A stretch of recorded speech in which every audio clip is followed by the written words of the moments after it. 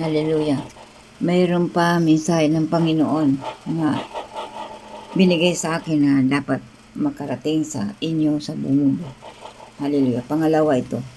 Hallelujah. Ang petsa din ito, January 27. Magkasunod po ito. Ang topic po natin sa Mateo 3 verse 2. Introduction, sinabi ni Juan Bautista, magbago na kayo sapagkat malapit na ang kaharian ng langit. Amen. Hallelujah. Number 1, letter E. Ang sabi doon sa Marcos 1 verse 15, sabi niya, sinabi ni Jesus, natupad na ang panahon at malapit na ang kaharian ng Diyos. Magbago na kayo at maniwala sa mabuting balita tungkol sa kaligtasan. Amen. Doon po yung malapit na ang pagdating ng Panginoon, magbago na daw tayo at tanggapin ang Panginoon sa buhay natin para tayo ay maligtas sa ating mga kasalanan at tayo makasama ng ating Panginoon sa langit. Amen. Pari po Panginoon. Sabi doon sa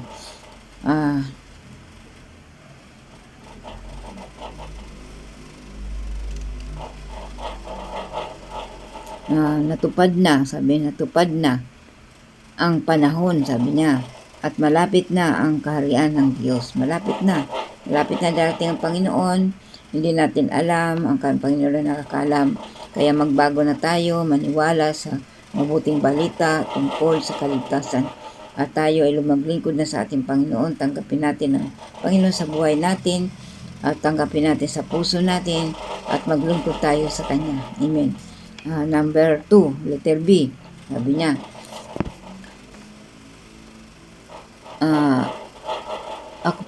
makikita sa Apokalipsis 22 verse 20. Sabi doon, sinabi ni Jesus, maliwanag, darating ako na sa madaling panahon. Yan, maliwanag daw, sabi doon sa Apokalipsis. Buksan yung Biblia, basahin nyo. Hindi ko lang lahat binasa ito dahil mahaba. Nandito yung sa Apokalipsis 22 verse 20.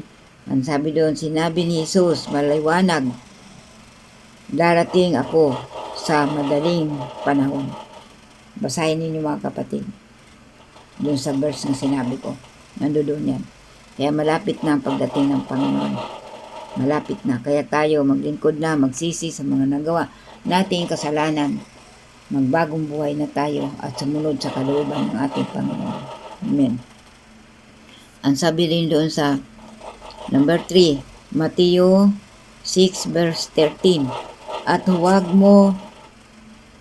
huwag mo kaming idala sa tukso, kundi iligtas mo kami sa masama. At manalangin kayo upang hindi kayo mahulog sa tukso. Yan, doon po yan sa Mateo 6 verse 13. Manalangin tayo ng manalangin para hindi tayo matukso sa mga kasalanan. Purihin po ang Panginoon. Binigyan ako ng Panginoon ng ibang intercessor group sa online. Araw-araw kami nagpupray. Tuwing alas 6. Hallelujah. Para matatag kami, hindi kami matukso sa kasalanan. Mula noon, hindi pa nag-COVID, binigyan ako ng Panginoon ng prayer sa YouTube, sa online intercessor group. Hindi pa COVID. Pinakita sa akin sa panaginip yan. Ginawa ko yon at tinulungan ako ng Panginoon. Kaya yung mga prayer mahalaga na dapat tayo manalangin ng manalangin. Kasi ang kaaway, ayaw niya yung nanalangin ng mga tao. Marami ang kaaway, si Satanas, wala doon sa makasalanan. Nandoon siya ng gugulo sa mga nagpipray. Nandoon siya ng gugulo sa mga lingkod ng Panginoon. Na ginugulo niya, hinihila niya para magkasala. Pero mga kapatid, maging matatag tayo kahit si Satanas manggulo sa buhay natin. Huwag tayo magpatangay, patuloy tayo maglingkod sa ating Panginoon. Rebukin natin ang mga bagay na yon. Hallelujah. Salamat ako sa Panginoon kahit nawala noon ang prayer group ko sa sa YouTube, sa online. Hallelujah. Pero pinagagawa uli ako ng Panginoon kasi yung si Satanas ginugulo yung mga ko intercessor group sa online. Ginugulo niya. Pero wala siya magagawa dahil makapangyarihan na aking Panginoon na sinasamba. Hallelujah. Number 3. Hallelujah. Ang sabi doon sa 6:13, huwag mo kaming idala sa tukso, sabi doon. Hallelujah. Kundi iligtas mo kami sa masama at manalangin kayo upang hindi kayo mahulog sa tukso. Yan, manalangin para hindi tayo mahulog sa tukso. Sabi doon sa Mateo 6:13. Hallelujah. Number 4, letter D. Sa unang Pedro, makikita yon 5 verse 8 hanggang 9.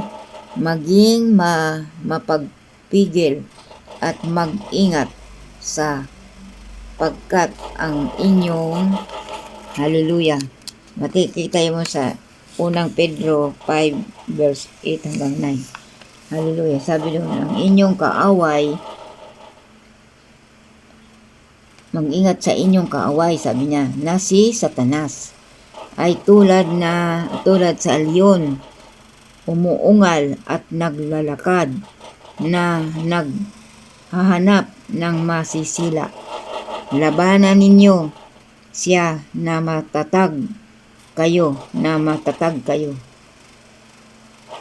sa Panginoon, na maging matatag kayo sa pananampalataya. Yan. Labanan daw natin si Satanas. Maging matatag tayo sa ating pananampalataya. Huwag tayong magpatalo, huwag tayong magpadaig. Kahit anong gawa ni Satanas, rebukin natin, huwag tayong magpatalo sa kanya. Lumapit tayo lalo sa ating Panginoon, humingi ng tulong, kalakasan, kapangyarihan na nagmumula sa ating Panginoon. Bibigyan tayo ng Panginoon ng anointing power para Panginoon malabanan natin ang kaaway ni si Satanas, kasi naghanap yan ng masisila, naghanap yan si Satanas nga mahulog tayo sa kasalanan para siyan leon nga umaatungal. Hallelujah. Purihin po Panginoon. Nandoon po yung galit niya kasi ayaw ni Satanas nga may nagpe-pray. Ayaw si Satanas nga mayroon nagpe-pray sa online. Hallelujah. Pinag-pray ang buong mundo. Ang pamilya natin pinag-pray. Ayaw ni Satanas yun. Nais ni Satanas na masilo tayo, umaungal siya para tayo ay matukso magkasala. Hallelujah. Yan, bawat church, siya, parang leon, pupunta doon sa church, nanggugulo. Kaya ang church ngayon, maraming chismis O, di ba? Wala sa labas ng chismis, sa loob ng church. Kaya maging maingat din pag nag-a-attend. Huwag magsasalita. Makinig sa salita ng Diyos. Huwag itikom ang bibig. Huwag magsasalita sa kanyang kapwa, ang kasiraan. Kasi si Satanas nandoon sa church. Matungal siya. Naghanap siya ng taong yung mababaw ang pananampalataya. Hinahanap niya yon. Tapos ngayon, tutuksuhin niya. Tapos ngayon, ang ginagawa naman ng taong yan, magchismis. Sisiraan niya yung kapwa niya. Kaya maging aware tayo mga kapatid. Hallelujah. Hallelujah. Kahit sa tahanan natin, maging aware, maging matalino. Kasi Satanas, matalino yan, parang leon. Hallelujah. Pero mas matalino ang ating Panginoon. Dahil ang makapangyarihan, si Lord lamang. Wala kay Satanas. Talo siya. Dahil tayo lingkod ng ating Panginoon. Hallelujah. Amen. Purahin pa tayo. Magpakatatag tayo mga kapatid sa lahat ng mga pagsubok. Manampalataya tayo sa ating mga buhay. Maging matatag tayo sa ating pananampalataya para hindi tayo madaig ng kaaway. Hallelujah. Hindi tayo maagaw ni Satanas sa ating buhay, sa ating Panginoon. Tayo magpatuloy maglingkod kahit anong mga pagsubok sa buhay. magpakatatag tayo, o meron man tayo pagsubok, purihin natin Panginoon, pasalamatan natin ang Panginoon. May pagsubok man o wala, o blessing, o wala makain, walang pera, pasalamatan natin Panginoon. Hindi lang tayo nagpapasalamat sa blessing, pati pagsubok, kahirapan, problema, mabigat na mga pagsubok sa ating buhay, pasalamatan natin ang Panginoon dahil yan ang nais ng ating Panginoon. Hallelujah. Matatalo nun si Satanas, lalayuan tayo. Hallelujah. Dito tayo magwawakas, maiksi lang po ito. Hallelujah. Ang sabi doon sa number 1, sa makikita ito sa Mateo 26 verse 41. Sabi doon, manalangin kayo at magbantay. Hallelujah. Upang hindi kayo mahulog sa tukso. At ang espiritu ay handa, ngunit ang laman ay mahina. Yan. Makikita yan sa sa Mateo verse 26 hanggang Mateo 26 verse 41. Makikita doon yun. Hallelujah. Manalangin daw tayo at magbantay upang hindi kayo mahulog sa tukso. Ang espiritu ay handa, ngunit ang laman ay mahina. Yan. Ang espiritu ng Panginoon malakas. Hindi tayo matatalo. Ang katawan natin ay mahina. Nandoon pa rin. Nanghihina tayo, natutukso. Minsan, nadadala sa kasalanan. Pero ang espiritu ng Panginoon buhay sa ating puso, sa ating isipan. Tawagin lang natin ang Panginoon. Hindi tayo magkakasala. Tayo tutulungan ng ating Panginoon sa ating pananampalataya, mga kapatid. Hallelujah. Basahin ninyo doon sa Mateo. Hallelujah, 26 verse 41. Basahin ninyo. Kunti lang kinuha ko doon na salita kasi mahaba yun. Basahin ninyo hanggang sa chapter na yon. Number 2. Sabi niya dito, makikita ito sa 1 Korinto 10 verse 13. Sabi doon, hindi kayo tinukso ng anumang na hindi karaniwan sa tao. Ngunit tapat ang Diyos na hindi niya pahihintulutan na kayo ay matukso ay tuksuhin. Yan. Nang higit sa inyong makakaya.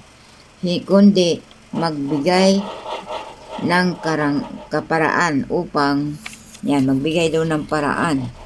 Magbigay ng paraan upang makalabas kayo, upang makayanan ninyo ang lahat ng tukso para hindi kayo magkasala sa ating Panginoon. Yan.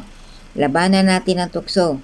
Hallelujah. Mahina ang ating katawan, mahina ang ating laman, pero ang espiritu ng Panginoon ay malakas. Hindi tayo pahintulutan ng Panginoon na bigyan tayo ng problemang mabigat. Dahil hindi natin kaya. Mayroon lang ibibigay ang Panginoon leksyon na pagsubok kung paano tayo maging matatag sa ating pananampalataya sa ating Panginoon. Hallelujah. Hallelujah. Kasi nakita ng Panginoon na hindi natin kaya mabibigat na pagsubok. Kaya magaan lang ang binibigay para pinakikita sa atin ng Panginoon kung tayo ay matibay sa mga pagsubok sa buhay. Na tayo lumapit lalo sa ating Panginoon. Hallelujah. Para hindi tayo magkasala sa ating Panginoon, maging matibay tayo, lumapit tayo, huwag tayo humiwalay sa ating pananampalataya, mag-pray araw-araw. Hallelujah. Number 3. Hallelujah. Ang sabi doon makikita ito sa Santiago 1 verse 12. Sabi doon, mapalad ang taong nanatiling tapat sa Panginoon at malinis ang puso at naglilingkod sa Panginoon habang siya ay nabubuhay at siya ang tatanggap ng korona ng buhay na ipinangako ng Diyos sa mga tao na nagmamahal sa Kanya na tunay ng naglilingkod sa ating Panginoon. Yan, napakasarap. Hallelujah. Basahin niyo mga kapatid sa Santiago verse 1, verse 12 hanggang doon sa pinakadulo. Basahin niyo, napakaganda mga kapatid. Kunti lang itong kinuha ko, kalahati lang. Hallelujah. Nandoon po yung tatanggap tayo ng korona sa ating Panginoon. Kung tayo ay tapat na naglilingkod sa ating Panginoon, kung tayo nabubuhay sa kanyang piling, kung tayo nabubuhay nga hindi nagkasala, maging maingat tayo mga kapatid, hindi tayo magkasala, lalo na yung mga Kristiyano, mga naglilingkod na sa Panginoon. Yan ang pinupuntahan ng kaaway. Talagang leon siya. Hinahanap niya talaga yung mga Kristiyano na naglilingkod sa ating Panginoon para malaglag, magkasala, at mapunta sa Kanya. Kaya maging matatag tayo mga kapatid, kahit dumating ang mga mabibigat na mga tukso sa ating buhay, nandyan ang Panginoon. Nakahanda tayo sa sakluluhan. Hindi tayo pabayaan ng ating Panginoon. Maging tapat lang tayo sa paglilingkod sa Kanya. Wag tayo kung halimbawa, alam ko ang mga Kristiyano binago na ng Panginoon, hindi na sila nagmumura, hindi na nakipag-away, maganda na yung pananalita. Hallelujah. Yan po ang kinalugdan ng ating Panginoon. Pero pag nakita ni Satanas na ang lingkod ng Panginoon ay mga mali ang mga pinagagawa, talagang tinitiran niya yon. Para sa leon, gusto niya hilahin ang mga Kristiyano na hindi tapat, na naglilingkod sa ating Panginoon. Ngayon, pag nakita ni Satanas na tayo ay tapat, na naglilingkod sa ating Panginoon, walang kasalanan, malinis sa kanyang harapan, tayo po ay magkakamit ng korona na nanggagaling sa ating Panginoon, na tunay na naglilingkod sa ating Panginoon. Amen po rin po, Panginoon. Hallelujah. Hanggang dito na lang mga kapatid. Magbasa kayo ng Bible, yung mga binigay ko sa inyo mga verses. Buksan ninyo yan mga kapatid. Hallelujah. Ama, salamat Panginoon sa mensahe mo na pinarating sa mga tao sa buong mundo. Nawa Panginoon, hipuin mo sila Ama, nga buksan nila ang YouTube. Hallelujah. Dahil nandoon ang mensahe ng Panginoon. Mula pa ng nakaraan na taon, ngayon umpisa na naman itong taon nito, 2026. Hallelujah. Natapos na yung 2025. Ngayon 2026 na. Lord, hallelujah. Tulungan mo ako Panginoon nga marami Panginoon na mensahe mo nga ibibigay sa akin para Panginoon evangelist dito sa YouTube, sa buong mundo Panginoon, sa mga tao. Awa, Panginoon, maging matapat kami sa aming paglilingkod sa iyo. Tulungan mo kami, Panginoon, hindi kami magkasala. Iligtas mo kami, Panginoon, ng gawa ng kaaway sa mundong ito, Panginoon, sapagkat ang kaaway, nais nila nga mahulog kami sa kasalanan. Nais nila ni Satanas nga kami magkasala. Pero, Panginoon, makapangyarihan ka nga nag-iingat sa amin. Hindi kami maagaw ng kaaway sapagkat Panginoon nandiyan ka sa aming buhay. Ama, tulungan mo kami Panginoon nga lagi kami manalangin araw-araw para hindi kami madaig ng tukso. Sa pangalan mo Panginoon Hesus, Ama, salamat. Pagpalain ng Panginoon mga tao makarinig nito, magbasa sila ng mga salita mo at tanggapin ka sa kanilang buhay. Para Panginoon, pagdating mo ay makasama mo sila sa pagdating mo Panginoon. Makasama kami lahat Panginoon sa iyong kaharian, sa iyong kinalalagyan Panginoon. Hallelujah, sa langit Panginoon. Ama, salamat at kay Panginoon magpala sa mga tao makarinig nito. Tulungan mo sila Ama, magbagong buhay sila. Alisin mo Panginoon mga bagay na hindi kalugod-lugod sa inyong paningin. Hallelujah. Baguhin mo Panginoon ang lahat ng tao sa mundo. Patawarin mo sila Panginoon. Tulungan mo sila kumatukas sa kanilang puso at isipan upang Panginoon sila ay maglingkod sa inyo ng lubusan. Ama, salamat Panginoon sa mensahe mong ipinarating sa buong mundo. Ginamit mo ako Panginoon dito sa YouTube para iparating ang mensahe mo sa buong mundo sa mga tao. Sa pangalan ni Jesus, Amen. Amen. God bless you sa inyo lahat. Salamat sa inyo lahat. Dalawang mensahe ng Panginoon itong isinabay ko na. Dalawa. Itong 2026, January.